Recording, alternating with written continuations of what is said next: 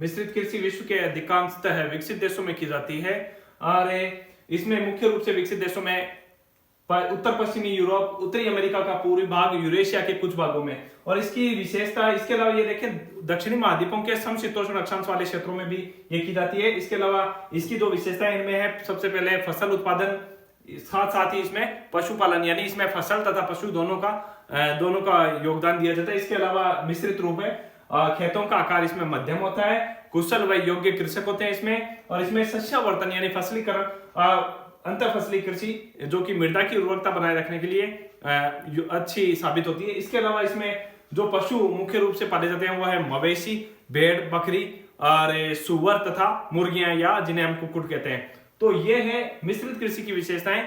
अगला है हमारा डेयरी कृषि।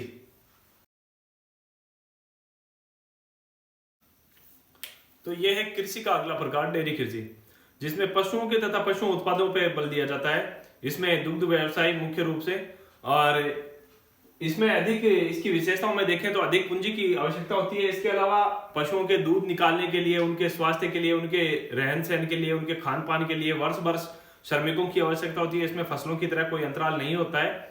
और पशुओं के लिए छप्पर की व्यवस्था, इसके अलावा पशुओं के लिए चिकित्सा, पशु के स्वास्थ्य और दूध उत्पादन और पशुओं के प्रजनन पर ध्यान दिया जाता है। इसके लिए ज्यादा पूंजी की आवश्यकता होती है। और नगरीय व औद्योगिक केंद्रों के समीप, क्योंकि दूध का व्यवसाय जो है नगरीय व औद्योगिक केंद्रों के समीप अधिक होता है, तो इसलिए ये जो कृषि है नगरीय व औद्योगिक केंद्रों के समीप की जाती है। इसके अलावा प्रशीतकों यानी जो बड़े बड़े फ्रीजर होते हैं तथा पाश्चरीकरण की वजह से दूध को अधिक लंबे समय तक रखा जा सकता है, और इसमें अधिक तकनीक का प्रयोग होता है। और कुशल व दक्ष श्रमिकों की, या यूं कहें जो प्रबंधन की अच्छी आवश्यकता होती है। और इसके विश्व में प्रमुख 3 क्षेत्र हैं।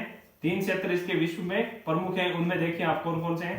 सबसे पहला है उत्तरी पश्चिमी यूरोप का क्षेत्र, फिर नंबर 2 पे आता है कनाडा का क्षेत्र, और नंबर 3 पे न्यूजीलैंड, दक्षिण पूर्वी ऑस्ट्रेलिया और तस्मानिया के क्षेत्र। तो ये है डेयरी कृषि। अगला हमारा जो कृषि का प्रकार है वो है भूमध्य सागरीय कृषि। भूमध्य सागरीय कृषि या फलोद्यान कृषि, यह कृषि मुख्य रूप से भूमध्य सागर के क्षेत्र में तथा विशिष्ट प्रकार की कृषि है। यह खट्टे फलों के लिए मुख्य रूप से जानी जाती है, जिसमें नारंगी, मौसमी, नींबू, संतरा और अंगूर मुख्य रूप से इसमें ये फसलें हैं।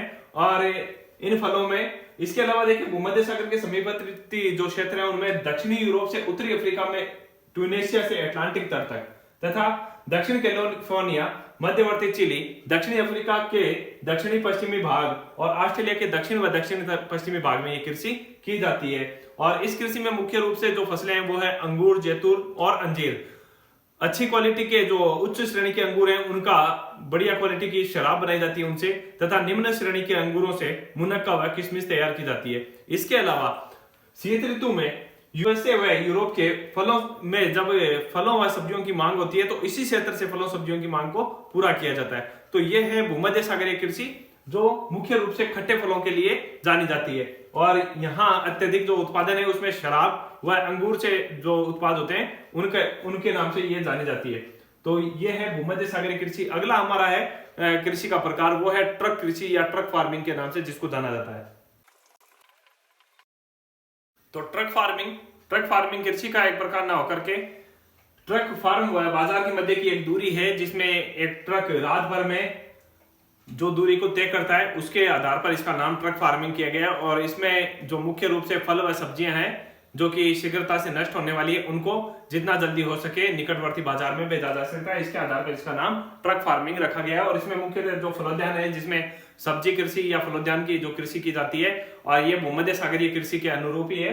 और इसका जो क्षेत्र है उत्तर पश्चिमी यूरोप, यूएसए यानी संयुक्त राज्य अमेरिका के उत्तर पूर्वी भाग, और बाकी भूमध्य सागरीय क्षेत्र। इसके अलावा नीदरलैंड में एक पुष्प होता है, टुलिप नाम का एक फूल, जो कि नीदरलैंड पुष्प उत्पादन के लिए माना जाता है। यहाँ पे पुष्पों के बागान है और ये टुलिप फूल पूरे यूरोप में सप्लाई किया जाता है यहाँ से।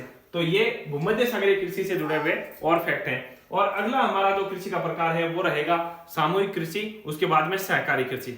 और इसी कृषि के अंतर्गत हमें जो है इस कृषि की मुख्य विशेषताओं, तो इसमें तो पूंजी की निवेश की अधिक आवश्यकता है। इसके अलावा उच्च तकनीकी की आवश्यकता, कीटनाशक व उर्वरकों का प्रयोग इसमें किया जाता है। इसके अलावा इसमें जो सब्जियों को तथा फलों को पहुंचाने के लिए इन गाड़ियों की या ट्रकों की व्यवस्था भी की जाती है। तो ये इस प्रकार ये कृषि का एक प्रकार है जिसमें कृषि जो थोड़ी महंगी या इसमें अधिक निवेश की व उच्च दक्षता की जरूरत होती है। अब हमारा रहेगा अगला सहकारी कृषि। तो कृषि का ये प्रकार सहकारी कृषि, इसमें कृषकों का समूह है अपनी स्वेच्छा से अधिक लाभ कमाने के लिए एक संस्था बनाकर कृषि कार्य करता है और इसमें वो संस्था किसानों की कृषि कार्य की चीजों को खरीदने में तथा उत्पाद को उचित मूल्य पर बेचने में तथा सस्ती दरों पर उपलब्ध कराने के लिए, इसके अलावा प्रसंस्कृत साधनों को जुटाने में सहायता करती है। और सहकारी कृषि या यूं कहें सहकारी आंदोलन 1 शताब्दी पहले पूर्व प्रारंभ हुआ और ये पश्चिमी यूरोप के डेनमार्क, नीदरलैंड, बेल्जियम, स्वीडन व इटली में सफलतापूर्वक चला और इस आंदोलन को सबसे अधिक सफलता डेनमार्क में मिली। तो ये है सहकारी कृषि। इसके बाद में जो कृषि का प्रकार आता है वो है सामूहिक कृषि और सामूहिक कृषि की शुरुआत सोवियत संघ से होती है। सोवियत संघ में इस कृषि को कोलखोज के नाम से जाना जाता है और सामूहिक कृषि में उत्पादन के जितने भी साधन होते हैं या यूं कहें उत्पादन के साधनों का स्वामित्व संपूर्ण समाज व सामूहिक श्रम पर निर्धारित या आधारित रहता है। इसके अलावा सरकार उत्पादन का वार्षिक लक्ष्य तैयार करती है, वह सरकार ही इसको खरीदती है। अधिक लक्ष्य से अधिक उत्पन्न भाग को सरकार सामूहिक रूप से बांट दिया जाता है या उसको सामूहिक रूप से बेच दिया जाता है। तो यह है सामूहिक कृषि। और अब हमारा जो प्राथमिक कार्यों में जो अगला भाग है या यूं कहें प्राथमिक कार्यों का या प्राथमिक व्यवसाय का अगला जो रूप है प्राथमिक क्रियाओं का, वो है लकड़ी काटना और उसके बाद में खनन।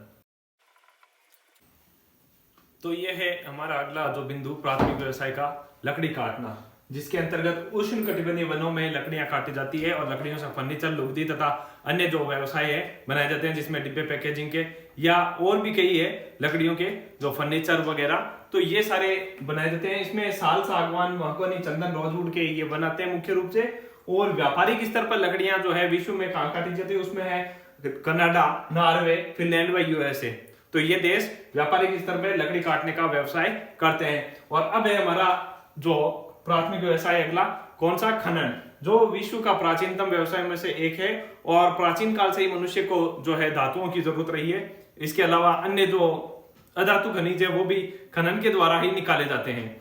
और इसमें लोहे के औजार बनाने के लिए या हम जो है मकान निर्माण सामग्री के लिए भी जो है खनन का उपयोग करते हैं। पेट्रोलियम पदार्थ इसके में जो महत्वपूर्ण है भूमिका खनन के लिए आधार उपलब्ध करवाते हैं। और लोहा जो है खनिजों का या यूं कहें उद्योगों का आधारभूत जो खनिज है, धातु है लोहा।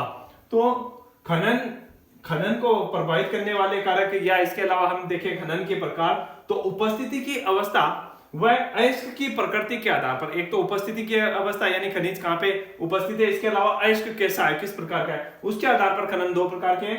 पहला है धरातलीय विवर्त खनन और दूसरा है भूमिगत या कूप की खनन। धरातलीय खनन ये है कि धरातल के ऊपर खनिज निक्षेप पाया जाता है जिसमें कि खर्चा कम आता है। इसके अलावा जो है सुरक्षा उपाय उनके लिए भी खर्चा कम करना पड़ता है। तो ये धरातलीय खनन, धरातल के ऊपर खनिज का निक्षेप पाया जाता है। और भूमिगत खनन में, कूप की खनन में जो है कुएं नुमा या भूमिगत सुरंगें बनाकर खनिज को बाहर निकाला जाता है, जिसमें अत्यधिक खर्चा तथा श्रम की तथा पूंजी की जरूरत होती है। इसमें एक बर्मा विशेष प्रकार की लिफ्ट होती है जो माल ढोने की, इसके अलावा जो है वातानुकूलित होने के लिए भी जो है वह करना पड़ता है। तो भूमिगत खनन थोड़ा महंगा पड़ता है तथा धरातलीय खनन आसानी से तथा कम खर्चे में उपलब्ध हो जाता है। इसके अलावा अफ्रीका के कई देश हैं जो खनन को मुख्य आधार बना रखा है जिन्होंने। इसके अलावा दक्षिण अमेरिका के कुछ देश व एशिया में आय के साधनों का 50% जो है खनन से प्राप्त होता है। खनन को प्रभावित करने वाले कारकों में दो कारक है मुख्य रूप से, भौतिक कारक व आर्थिक कारक।